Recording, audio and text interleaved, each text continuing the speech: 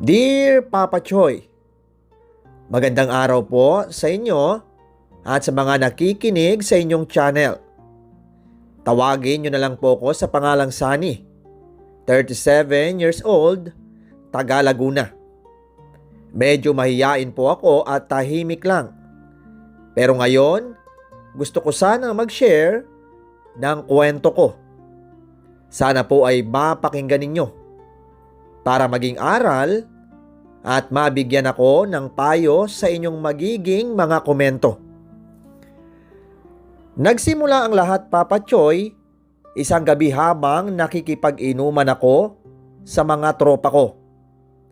Medyo mabigat yung pakiramdam ko noon kasi kagagaling ko lang sa away namin ng boss ko sa construction. Hindi ko na napigilan yung sarili ko. Napatulan ko siya dahil sa init ng ulo ko. Kaya ayon kinabukasan, tanggal agad ako sa trabaho.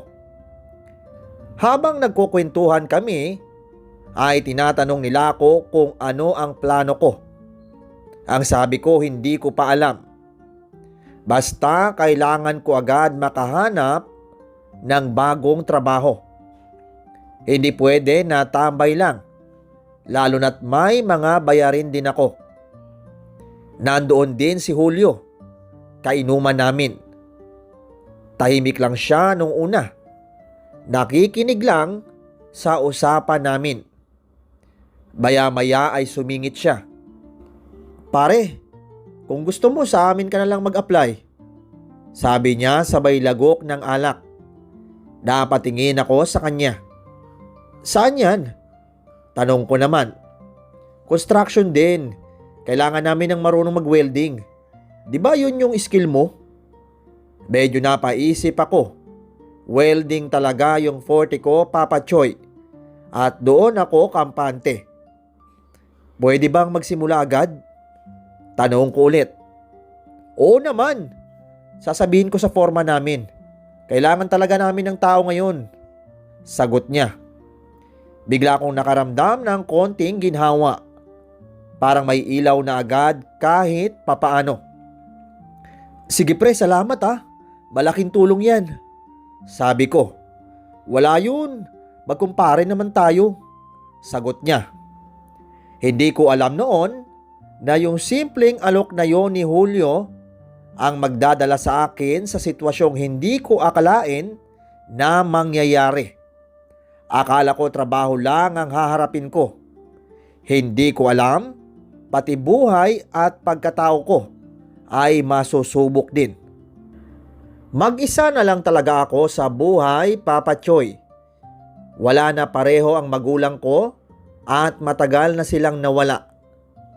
Meron naman akong anak sa una kong kinakasama, pero dinala siya sa Davao. Simula noon, ay halos wala na kaming kontak at ako ang naiwan mag-isa. Yung mga kapatid ko naman, may kanya-kanya na ring pamilya. Hindi na rin kami ganon ka-close at kanya-kanyang buhay na talaga. Kaya nasanay ako na ako lang mag-isa na uuwi sa tahimik na bahay. Aminado din ako na hindi ako yung tipo na nagkakaroon ng matinong relasyon. Parang nasanay ako sa mali. Yung nakikisawsaw sa may sabit at sa may asawa na. Hindi ko rin maintindihan ang sarili ko kung bakit ganon. Pero sa panahon na to, kwento ko ay wala talaga. As in, wala akong jowa. Solo lang, tahimik, at trabaho lang ang iniisip. Kinabukasan ay maaga akong nagising, Papa Choy. Hindi na ako nag-aksaya ng oras pa. Dumiretso agad ako sa bahay nila Julio para sundin yung sinabi nung gabi. Medyo kabado pa ako nun. Siyempre, bagong pakikisama na naman. Pagdating ko sa kanila ay sinalubong ako ni Julio. Ayos pare ah, maaga ka ah. Biro niya. Ngumiti lang ako. Napatingin ako sa loob ng bahay nila at doon ko ulit nakita si Len, ang asawa niya. Kilala ko na siya dati pa. Pero hindi kami ganon ka-close. Tahimik lang siya, yung tipong hindi nakikihalubilo sa mga lalaki. Parang old school kumbaga. Mainhin, laging nasa loob lang ng bahay at bihirang makisabay sa usapan. "Pasok ka muna," sabi ni Julio. Pumasok ako at napaupo sa may sala. Dumaan si Len na may dalang tubig. Inabot niya sa akin nang hindi masyadong tumitingin. Salamat Len," sabi ko. Ngumiti lang siya ng konti tapos bumalik na sa kusina. Napansin ko na ganun pa rin siya mahiyain. Hindi kagaya ng ibang babae na sanay makipag-usap. Pero maayos naman ang dating niya. Parang simple lang, walang arte.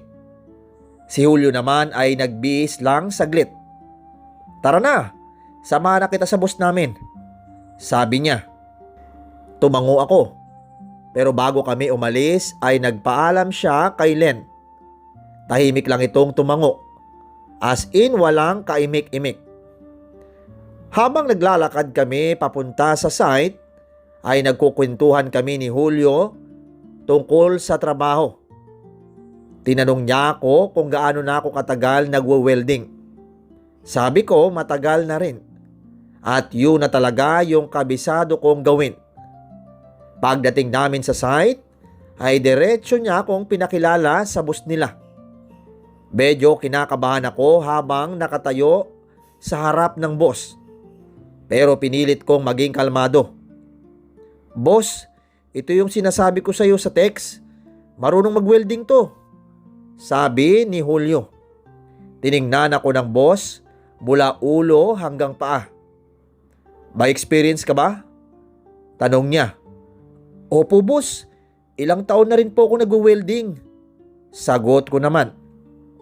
"Tingin nga ng gawa mo," sabi ng boss. Buti na lang may mga gamit doon. Pinagawa niya agad ako ng sample. Kinuha ko yung welding machine at nag-focus lang ako. Wala nang kaba. Parang automatic na lang yung galaw ko. Kasi pag-welding naman talaga yung skills ko. Ilang minuto lang ay natapos ko rin. Lumapit yung boss at chinek yung gawa ko. Tahimik lang siya saglit tapos tumango. "Sige, pwede ka na. Pasok ka na bukas," sabi niya. Parang nabunutan ako ng tinik sa lalamunan. "Naku, salamat po boss," sagot ko. Paglabas namin ay tinapik ako ni Julio. "Sabi ko naman sa iyo pasok ka kaagad." Nakangiti niyang sabi. "Salamat talaga pare Kung hindi dahil sa iyo, hindi ko alam kung saan ako pupulutin," sagot ko. "Wala yun, tulungan lang," sabi ni Julio. Habang pauwi kami ay napaisip ako, Papa Choy. Parang ang bilis ng mga pangyayari. Noong nakaraan lang ay wala akong trabaho. Tapos sa tulong ni Julio ay meron na ulit. Hindi ko alam na yung pagpunta ko sa bahay nila Julio at pagtanggap ko sa trabaho na yon ang magiging simula ng mas magulo pang kwento sa buhay ko.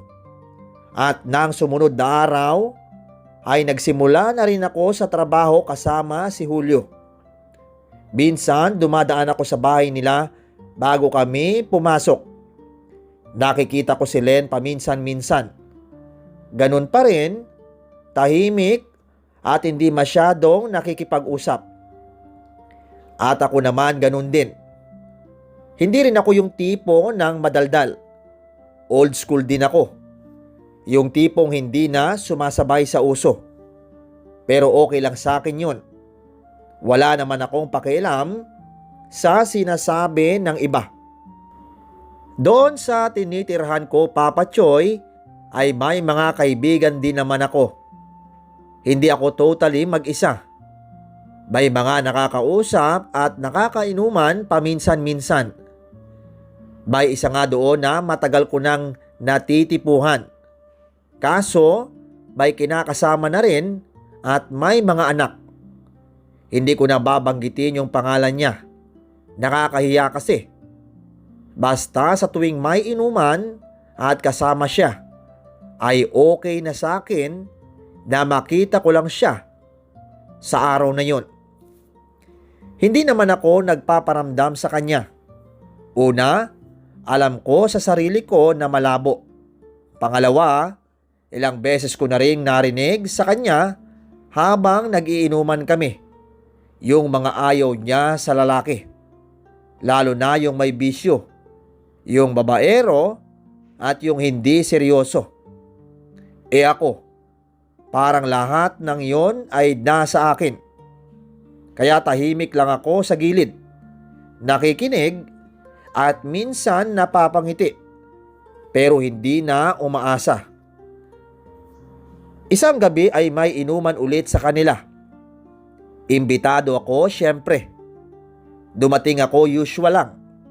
Kwentuhan, tawanan at konting asaran. Tapos napansin ko may bagong dating. Pagtingin ko ay si Len. Nagulat ako. Hindi ko inaasahan na makikita ko siya doon. Sa pagkakakilala ko sa kanya ay hindi siya yung tipo na sumasama sa ganong trip. Tahimik, mahiyain at nasa bahay lang lagi.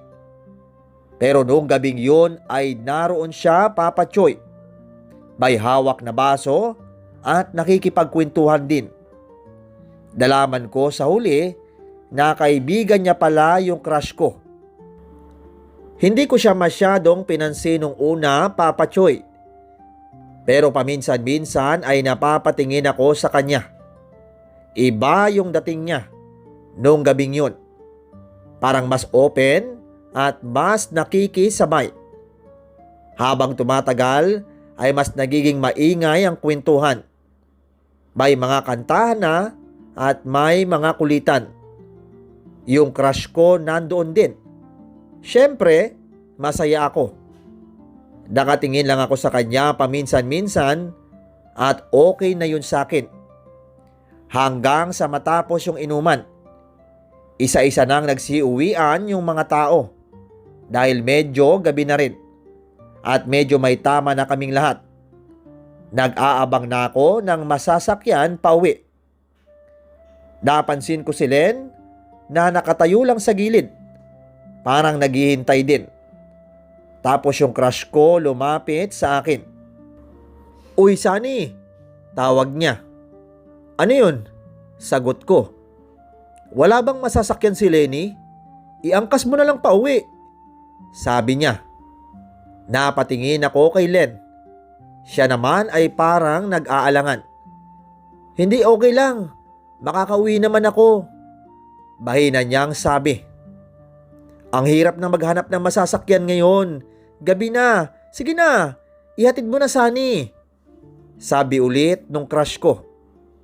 Hindi ko alam kung bakit, pero pumayag ako agad, Papa Choy. "Sige, ihahatid na kita." Sabi ko kay Len. Tumango siya na parang wala na rin choice.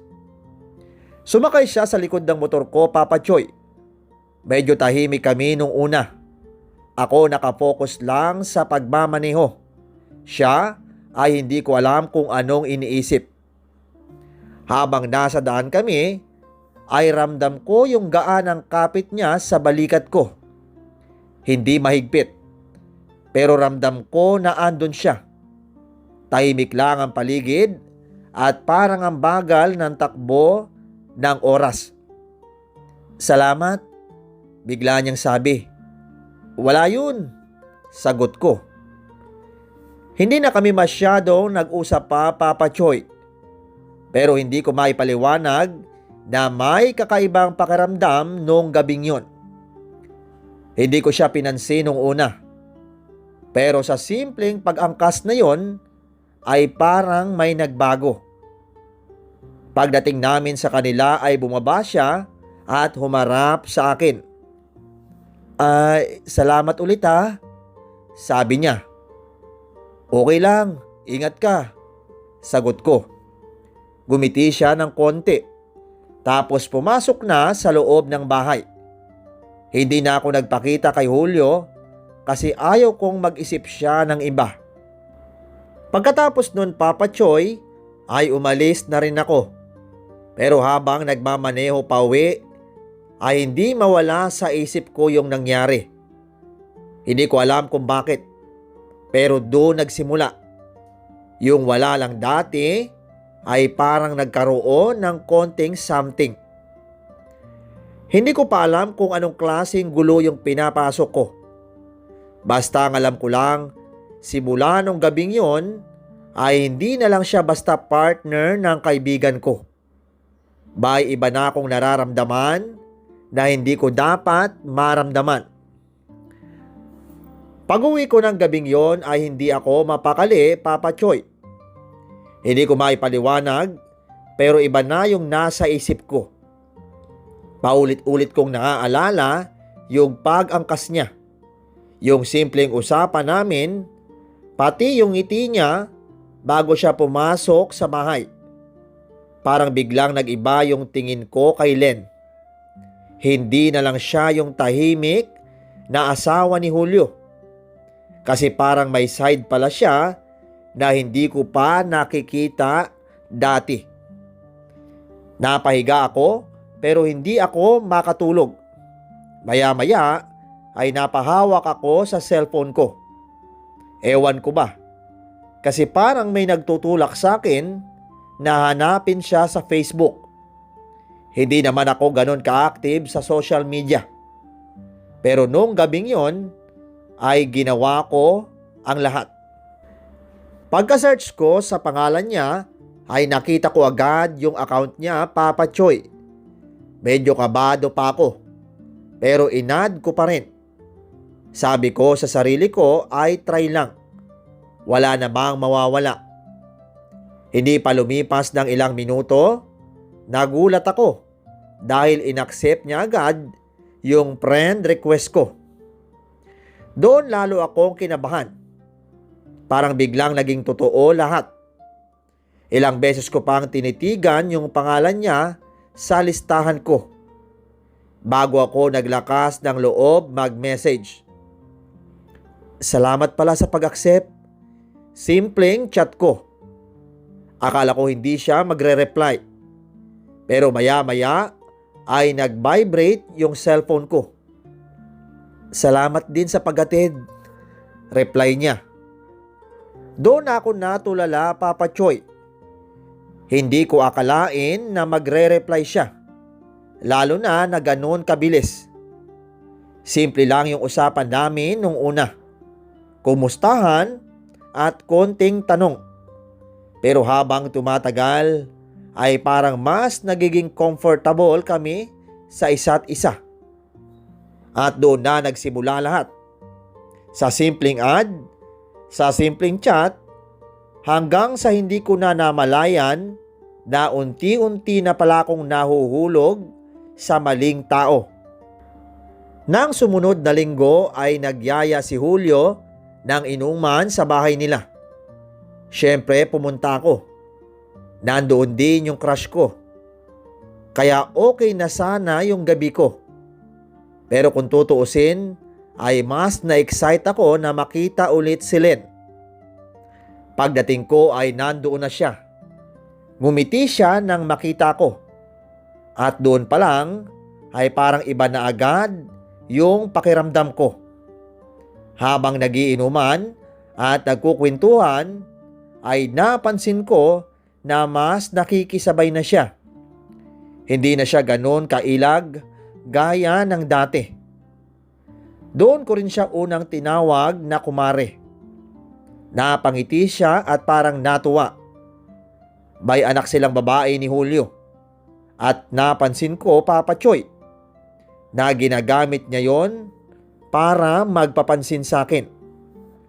Minsan sasabihin niya, "Pare, gusto daw ng anak ko ng ice cream." O kaya kung ano-ano pang papabili. Ako naman parang gusto ko rin magpasikat. Sige lang ako, bigay dito, bili doon. Basta makita ko lang siyang masaya, okay na ako. Habang tumatagal ang inuman, ay lalo kaming nagiging close, nagkakatitigan at nagkakangitian. Yung crush ko andoon pa rin, pero parang nawawala na sa focus ko. Hanggang sa matapos yung gabi, isa-isa nang umuwi yung iba. Yung crush ko ay sinundo na ng partner niya. Si Julio naman ay sobrang lasing na. Tulog na tulog sa loob ng bahay. Yung anak nila ay tulog na rin. Naiwan kami ni Len sa labas. Tahimik kami pareho, pero ramdam ko yung intense. Doon na nagsimula yung hindi dapat. Sa loob ng truck ng boss nila na nakaparada sa gilid, ay doon kami nagkamali. Walang malinaw na usapan at ang bilis lang ng pangyayari. Parang nadala lang kami ng emosyon at ng alak. Pagkatapos noon, ay pareho kaming natahimik. Noon ko na-realize na may nangyari na hindi na pwedeng bawiin. At alam kong simula pa lang iyon ng mas komplikadong gulo. Hindi ko na malayan, Papa Choy, na unti-unti na akong nahuhulog kay Len. Mabait kasi siya, maalaga, at iba yung way niyang mag-asikaso. Hindi siya yung tipo na palahingi o mapilit. Sa totoo lang, ay parang lalo ko siyang nagustuhan kasi simple lang siya. Minsan nagkukwento siya sa akin. Sabi niya ay maaga daw siyang binahay ni Julio. Hindi niya na-enjoy yung pagiging dalaga niya. Parang may kulang sa buhay niya na gusto niyang maranasan. Doon ko siya mas naintindihan. At siguro, doon din ako lalong na-attach sa kanya. Nalaman ko rin na hindi pala sila kasal. At sabi niya, ay hindi daw sapat yung binibigay ni Julio na pera. Pangkain lang halos at walang sobra. Kaya minsan, ako na yung kusa na nagbibigay. Hindi naman siya humihingi. Pero gusto ko lang din tumulong. Habang tumatagal ay mas nagiging malapit kami sa isa't isa. Si Len pa nga yung nag-adjust para mas madalas kaming magkita. Naganap siya ng trabaho para may dahilan siyang lumabas at hindi kami mapansin. Doon na nagsimula yung mga tagpong kami lang ang nakakaalam. Mga tagpong tahimik pero mali. Sa trabaho niya o sa mga oras na may pagkakataon ay nagkikita kami. Walang nakakaalam. Alam kong mali na, pero hindi ko mapigilan. Parang sa kanya ko naramdaman yung bagay na matagal ko nang hinahanap. Yung may nag-aalaga at may nagmamahal. Kahit alam kong hindi dapat. Pero totoo nga yung sinasabi nila, Papa Choy, na walang sekreto ang habang buhay na natatago. Sisingaw at sisingaw din. Isang araw ay nagkagulo bigla. Nabuksan kasi ng kapatid ni Len yung account niya at hindi namin alam kung paano. Doon niya nabasa yung mga usapan namin. Doon na nagsimula ang lahat. Umabot kay Julio at galit na galit siya sa akin. Hindi ko siya masisisi. Kaibigan niya ako at pinagkatiwalaan niya ako. Tapos ganon ang ginawa ko. Pero sa gitna ng gulo ay nanindigan kami ni Len. Pinanindigan namin na hindi totoo lahat. Sabi namin ay baka may gumagamit lang ng account niya. Na-hack kunwari.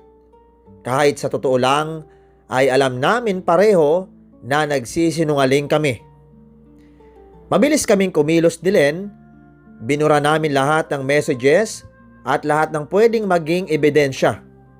Nagkabaranggayan pa nga pero naging maayos din sa huli. Parang wala lang at parang walang nangyari. Pero sa loob-loob ko ay kabado ako. Hindi ko alam kung maniniwala ba si Julio o hindi. Naglaylom kami ni Len. Halos isang buwan din kaming hindi nagkita at hindi nag-usap. Tahimik lang ako, trabaho, uwi, inom at balik sa dati. Hanggang sa dumating yung time na nagkaayos ulit kami ni Julio. Dahil magkatrabaho kami, ay hindi rin maiwasan na magkausap. Unti-unti ay bumalik sa dati yung pakikitungo niya sa akin. Parang pinili na lang niyang maniwala sa sinabi namin. At doon na naman nagsimula ulit. Akala ko matatapos na, Papa Choy, pero hindi pala. Sa kabila ng lahat ng nangyari, ay nagbalikan pa rin kami ni Len. Tuloy pa rin ang lihim na relasyon namin. Mas maingat nga lang. Pero pareho pa rin. At alam kong lalo lang akong nalulubog sa kamalian. Hindi ko na malayan at buwan nang lumipas. Hanggang naging taon na pala. Yung lihim namin ni Len, Papa Choy. Paulit-ulit, tago, pero tuloy pa rin. Akala namin ay kaya naming itago lahat. Pero unti-unti ay bumabalik na naman yung chismis. May mga bulong-bulungan at ramdam ko na umiinit ulit ang sitwasyon. Isang gabi ay nag-inuman kami, ako, si Julio at si Len lang. Tahimik nung una, parang normal lang. Pero ramdam ko na may kakaiba. Parang may gustong sabihin si Julio. Maya-maya, nang may tama na, ay saka siya nagsalita. Pare, mag-usap tayo. Seryosong sabi niya. Bigla akong kinabahan. Hindi ko alam kung saan papunta yung usapan, pero tumango lang ako. Diretso siyang magsalita at walang paligoy-ligoy. Alam ko na, sabi niya. Parang tumigil yung mundo ko nung marinig ko yun. At hindi na ako nakapagsalita. Tungkol sa inyo ni Len. Dagdag pa niya. Napayuko na lang ako. Wala na akong maipaliwanag. Alam kong wala na akong lusot. Pero ang hindi ko inaasahan, yung sumunod niyang sinabi. Pumapayag na ako. Basta wag lang masirang pamilya ko. Ayokong lumaki ang anak ko na broken family. Lalo na babae pa. Tuloy niya. Napatingin ako sa kanya na gulat, Papa Choy. Hindi ko alam kung tama ba yung narinig ko. Tahimik lang ako, Papa Choy. Hindi ko alam kung anong sasabihin. Isang pakiusap lang. Wag na wag lalabas to. At kapag magkakaharap tayo, ay respeto lang. Sabi niya pa. Tumango na lang ako, pero sa totoo lang, ay parang hindi ko kaya magsalita. Halo-halo yung nararamdaman ko, gulat, hiya, at kung ano pa. Napasilip ako kay Len, Papa Choy. Tahimik lang siya at nakatingin lang. Parang napag-usapan na talaga yung mga sinabi ni Julio. Ako, napayuko lang ako. Sa sobrang hiya ay hindi ko alam kung saan ako lulugar. Hindi ko akalain na aabot sa ganon, na yung kaibigan ko mismo ang magbibigay ng pahintulot para ituloy yung maling ginagawa namin ng mismong partner niya. At sa totoo lang, ay doon ko mas naramdaman kung gaano kabigat yung kasalanan ko. Sa totoo lang ay sinubukan kong putulin lahat, Papa Choy. Nahihiya na ako kay Julio, lalo na sa ginagawa namin. Pero si Len ay siya mismo ang kumapit. Nagmamakawa siya na huwag ko siyang iwan. Mas lalo pa niyang ginalingan. Inaasikaso niya ang pagkain ko, pati gamit ko. Doon ako nahirapan. Hanggang sa mas lalo lang kaming nalubog. Hanggang sa ngayon ay tuloy pa rin kami. Madalas, doon na rin ako natutulog sa bahay nila. Sa kusina ako nakahiga. Pero may mga gabi na magkasama kami ni Len. Bago mag-umaga, ay bumabalik siya sa kwarto nila. Hindi ko alam kung saan kami pupulutin. Pero mahal ko siya. At hanggat may pahintulot si Julio, ay hindi ko siya kayang iwan. Papa Choy, sana ay mapayuhan niyo ako. Maraming salamat po. Sunny, hindi sapat na may pahintulot kung mali pa rin sa konsensya at dignidad ninyo. Hindi mo kailangan makipag-agawan sa pamilyang buo. Lumayo ka habang may natitira pang respeto sa sarili mo. Piliin mo ang tama. Kahit masakit, dahil doon ka tunay na makakahanap ng kapayapaan. Mga kaibigan, kung napukaw ang puso nyo sa kwento ni Sunny, sana ay mag-like, mag-comment at i-share ninyo ang kwento. Huwag din kalimutang mag-subscribe para lagi tayong magkakasama sa mga kwentong may aral. Maraming salamat po sa inyong lahat.